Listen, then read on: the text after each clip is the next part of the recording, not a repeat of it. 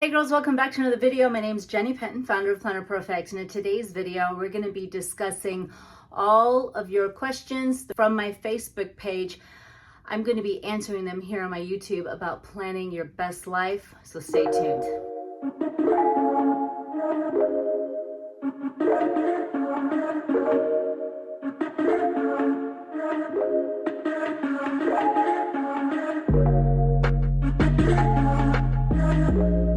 Hi girls, I'm glad you're here. Today I'm going to be doing some of the questions I received from my fans page, Planner Perfect fan page over here on YouTube. I think it'll benefit quite a bit of people. So we're going to go through some of these questions today. So thank you for letting me know what your questions are.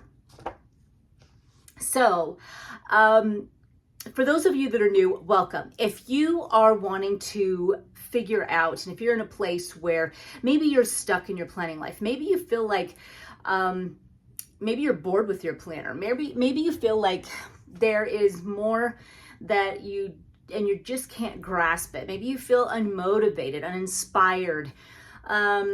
Maybe you're bored, maybe you're overwhelmed.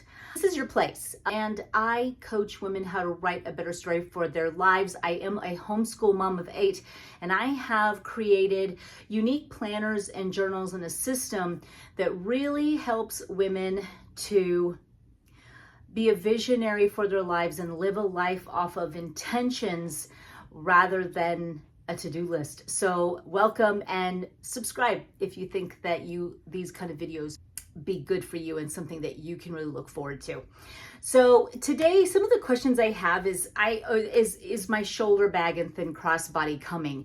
And the answer to that is yes, they will be launched in March. But be looking for my Friday video because this Friday, because this is when I'm going to be really sharing with you again a more closer look at the different adjustable straps, as well as the thin crossbody and the shoulder bag more close up. Now, I've done some videos on that before, but I've never really done a video on the new canvas straps that will be coming along and launched with them, where they will be interchangeable between each other, the everyday tote and as well as the everyday wallet. So they all will be able to mix and match. And I just think that's awesome. It's just pretty cool. So be staying tuned for that this Friday and then March for their release. So I was asking also in my fans group, because if you ever really are looking for something that you can't find, DMing me or emailing our company, I can sometimes create some new things if there's enough buzz around it and if women really want it. And one of them was an appointment book. And sometimes you just have a kind of job or situation where you need to kind of take appointments on like an hourly basis. And so I thought, this would probably be really a really cool thing to launch and to release. And I really don't have an idea of exactly what that looked like, which led into that next question she had for me. What would that look like? What would it? And I really don't know. Okay, so I just now have received that, I just, in my mind, I'm seeing it with, it's by the hour, and it's something that you can write in names or appointments. It would just be blocks of time that you can write next to blocks so that you can keep yourself accountable for either people or things you're doing by the hour. So that was kind of my idea, and I'm still now exploring into it, and hopefully I can kick that back out and show you guys some prototypes and go from there. And that also leads into something else I was thinking about doing, which I had questions on, which was to maybe, create the sub box planner and journal to be dot grid. So, or just the planner anyway. And it would be very light. And I believe ours is already pale and light anyways. So I don't really feel that there needs to be an adjustment on our dark grid. I mean, I literally picked it completely as a really light kind of a gray so that it's not stark. I like the lightness of that and the beauty of it being lighter. again, when I get a prototype of that, which I can just get for myself, then I will go do a video surrounding it, kind of see what you guys think and feel about it. I feel like it could lead to the best of both worlds, because you could easily, if you wanted to paint or do something, you still can. But yet it provides structure for drawing, writing, and planning your life as well, since it would just be in the planner. So just stay tuned for that. I'll let you know as I am prepared to make that kind of a change, and if it's something that we do want to do. But I did see that a lot of in my community would love the switch. So leave a comment below and let me know what you think about that. And let me know. Now, the journal I would keep as a blank journal. Now, those would be also great to be able to, in the sub box, because obviously you can get your journal and fill it with either lined, dot, grid, graph, or plain blank. But with the sub box, I would leave that blank, and that way you could create and do whatever you wanted in your journal. So that was my idea. I wanted to see what women thought. It was like a slam dunk. I mean, everybody really wanted it. So be looking out for that. This year I will be really kind of attempting that. So someone also asked me, these were kind of questions that that's why I didn't really choose to go live in my fans, because they were just such quick little answers. Someone asked me about A6 size, and honestly, I don't know. I've never really thought of it. We don't have the books of A6. But I never say never to anything. If there's enough of a want, I definitely consider it. So if you think an A6 is something that needs to be around, even though we have A5 wide, B6 slim, personal, and pocket, if you feel like A6 is something that you'd want, then just let me know down below, and maybe it's something that we can consider. Someone asked me about my war binder, and what books I have in it and things like that. I did a video on that already. I always am evolving and changing, and I've really changed the look of the way my devotional planner looks / war binder. But for that video, I've got a really full look at how my war binder was set up, and I'm gonna go ahead and leave you a card up here for you to click on and watch that video if that interests you. Someone asked if would I ever consider doing a conference or something like that, Planner Perfect conference. And I think I have asked or answered this question for probably the whole time I've been in business, because women have always wanted it, and me too. And yes, I will always say yes. I'm honestly waiting for God to give me that green light. And when he tells me, I'll know. I just don't know when that is, and his timing is always perfect. So I'm content just waiting to know when that is. But yes, most definitely there will be a Planner Perfect conference, okay? So this is the one that I'm here to show up for. And I love these kind of questions because, they are behind the scenes, behind a woman's planning and what she does and her behaviors. So I think a lot of times this is why I focus on the whole woman, is because a lot of times, we can talk about planning all day long and do plan with me's and show off what we're doing in our beautiful pages.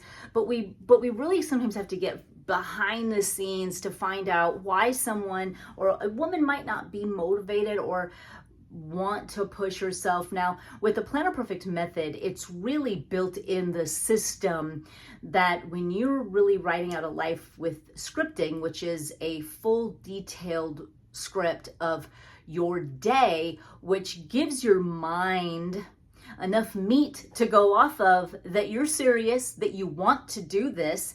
You've literally imagined it to be, because you can't help to imagine something when you're descriptive.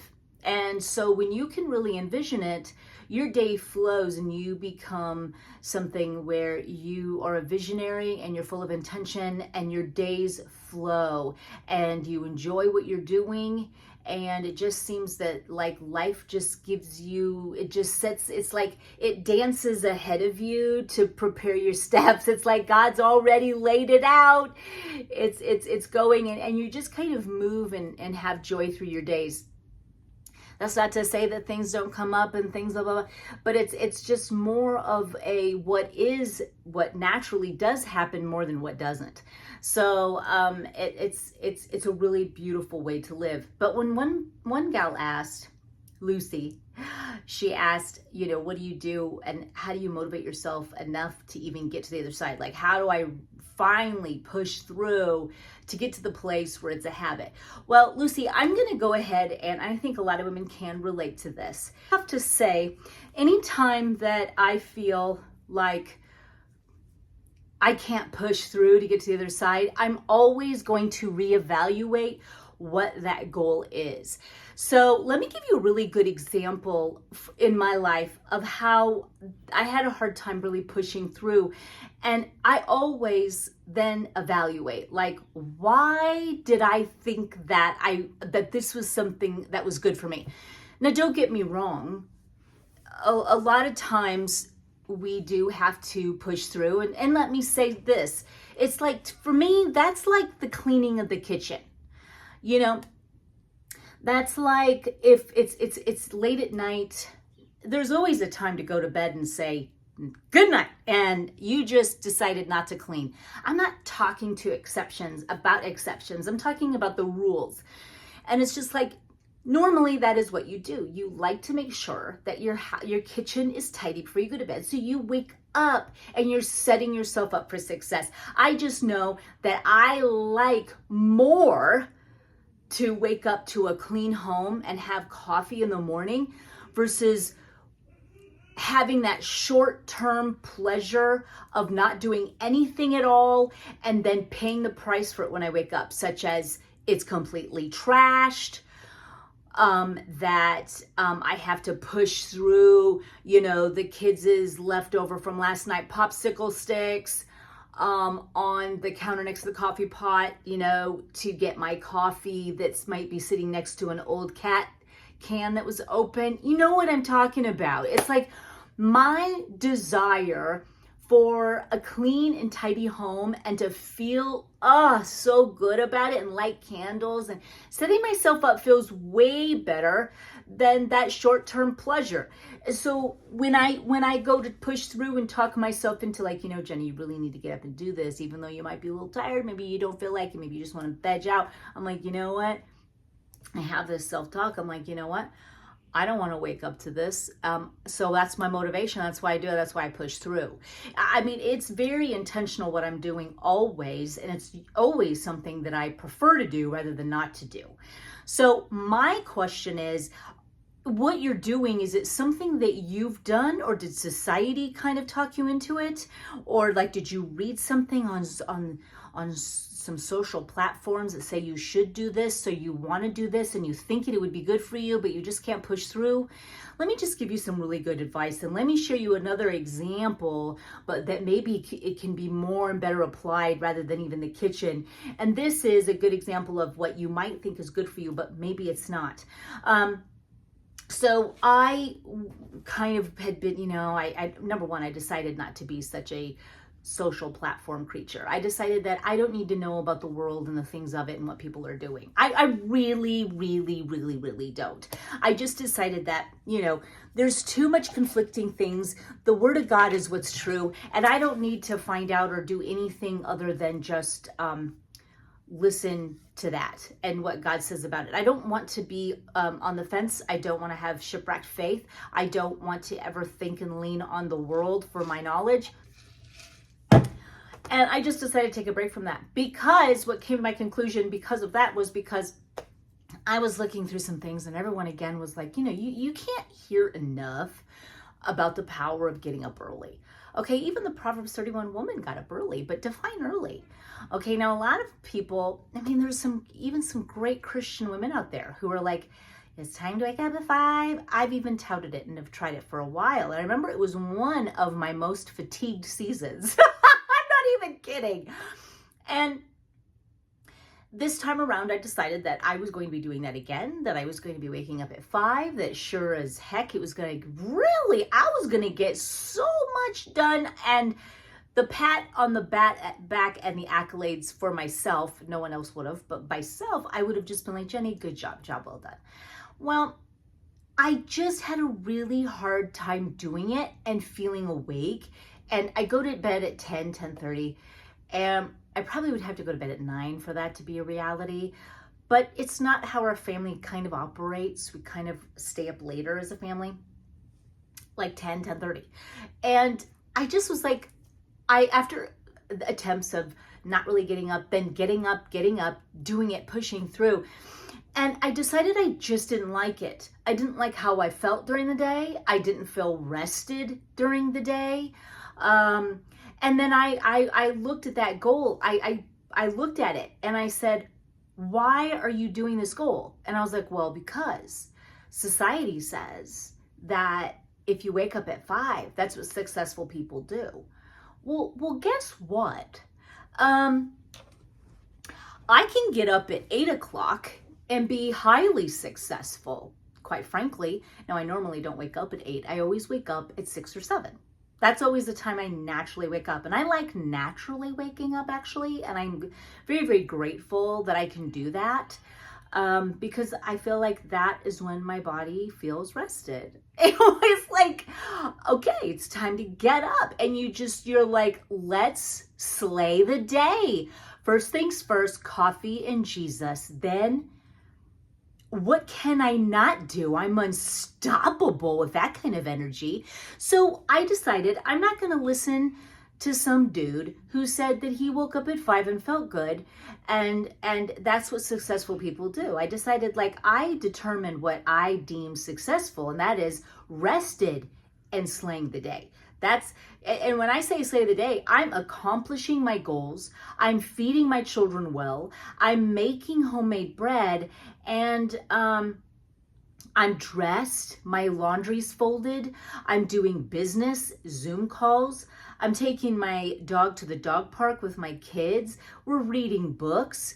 We're watching our favorite movies together with some popcorn, and we're staying up till 10:30. Now that's success for me. Okay, and my days look different each day, but when I'm rested, I'm unstoppable. So I'm like, I'm done listening to what other people define as something I need to do because it doesn't work. So stepping back and finding out, like, why did I think that I needed to push through? Because I will have to say, everything that I do set out to do, and they are not easy. I mean, I certainly am not setting out, get up, fold some laundry when I feel like it. Maybe do this or that. No, I have deadlines and I have things that I need to do, and there's some businesses and people I got to meet, and I've got to go out and meet them. I've got to look at certain facilities, and I need to teach my children, and I need to read some books with them and take care of the dog, and I need to make a wholesome meal. I get to make a wholesome meal for my family, and I have a house to run. So I have those things and I do them, and I don't need, my discipline for it is built in with the motivation and inspiration to do it, because my why and knowing why I'm doing it is stronger than not doing it. And so I do it. I know this for a fact. If you struggle with your push through, you could, there again, you could go on the internet, you go on social, you'll see, especially men, women, girls, don't watch men. Just don't talk about discipline and being a hustler and getting stuff done. Am I just talking to myself? Because I've done it before, but I don't do it anymore. You don't need motivation. You can see the spit coming out of their mouth. You don't need motivation. You need discipline. Like, you know what? I'm done with social media. You know what I like to do? I love to wake up when I feel rested. My discipline for me is not doing something I don't want to do so I could have maybe a hard rock abs. I'm disciplined for me is because I've even had to double check and look at, going on a treadmill. Several times I've tried to put that in my planner and have that be part. I've even gone back to the gym. Like, hey, I'm going back. I don't want to. I want to walk my dog. I want to run around with my kids in the front yard on a nicer day.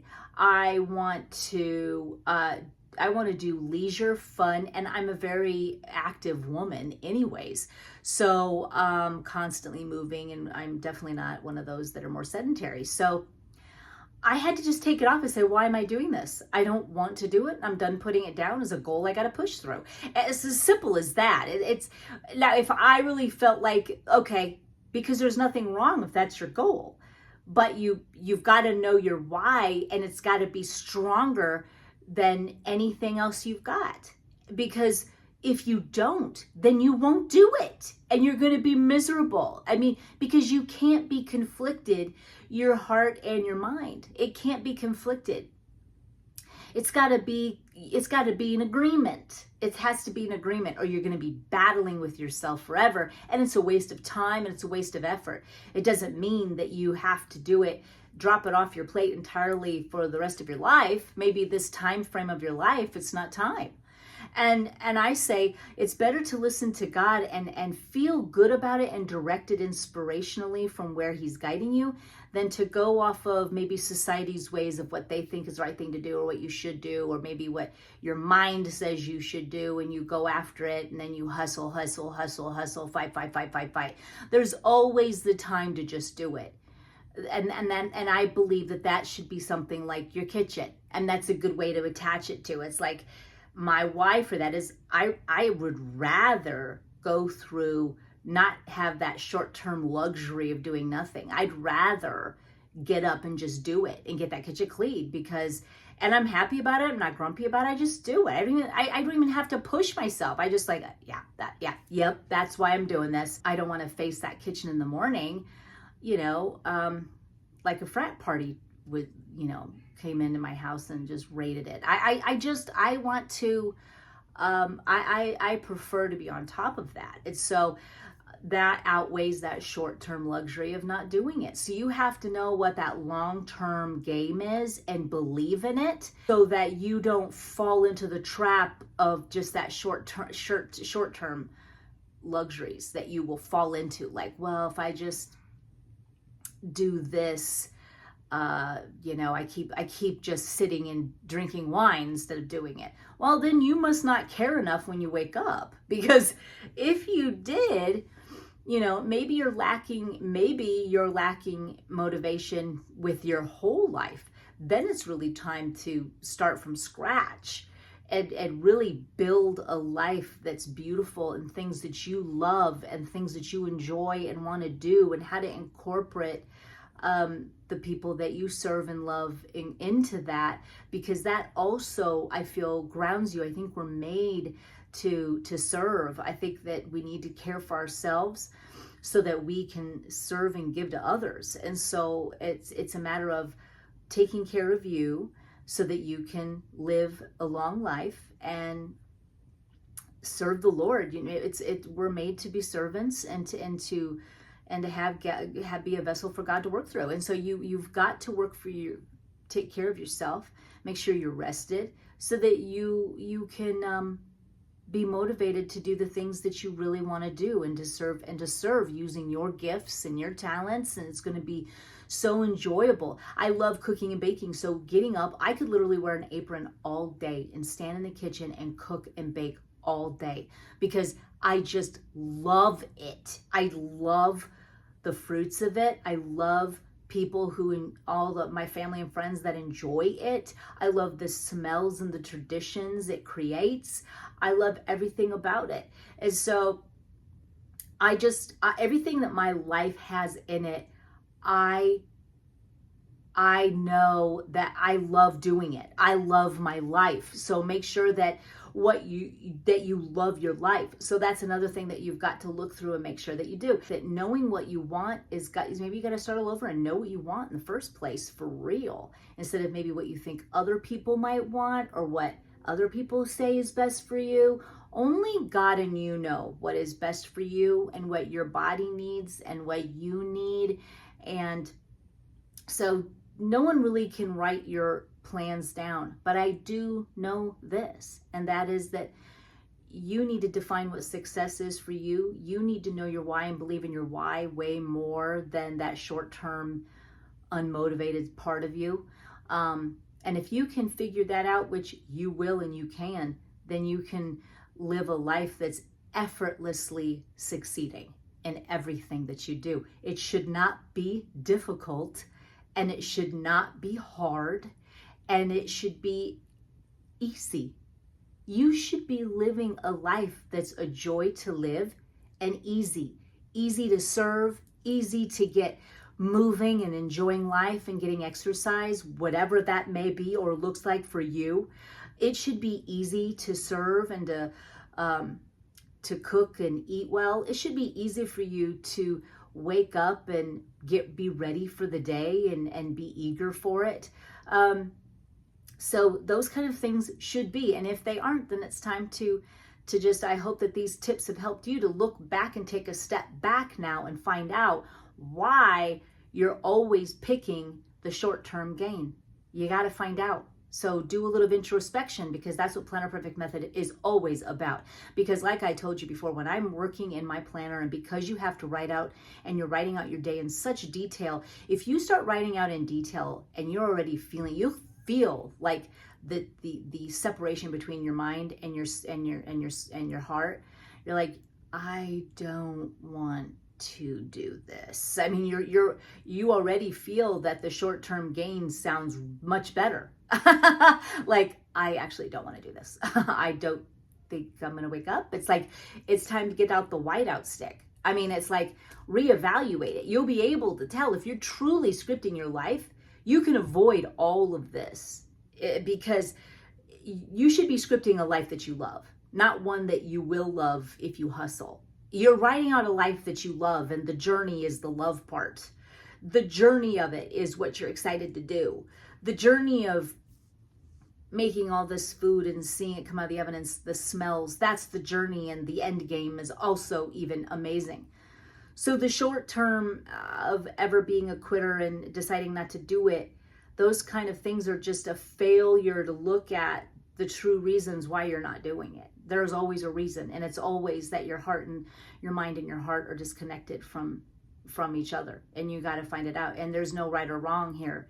It's just being able to either cohesively believe in the why, or drop it and get a new goal, and get a new, because your life should be the journey of living your best life and having all that God has to offer you, and living your best life every single day.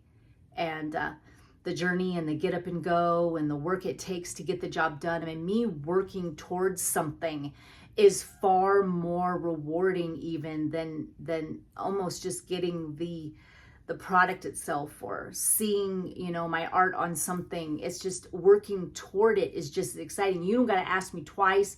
You don't got to beg me. You don't got to do anything, or like making the bread, or teaching my boy to write or read. And so the Planner Perfect Method, it is set up as a tool for you to live this way. I hope that this has answered your questions, that it helps you lead and live a fulfilling life, one that God has for you. Thank you for watching, and until next time, we're together. Bye.